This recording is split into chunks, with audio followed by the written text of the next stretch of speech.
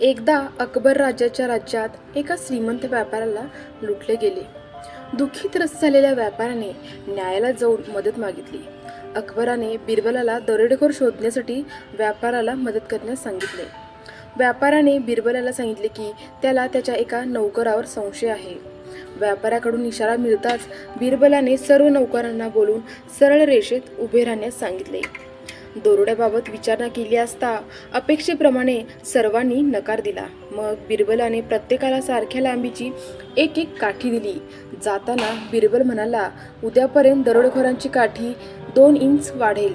दुसऱ्या दिवशी बिरबलाने सर्वांना बोलवून त्यांच्या काठ्या तपासल्या, तेव्हा एका सेवकाची काठी 2 इंच कमी होती।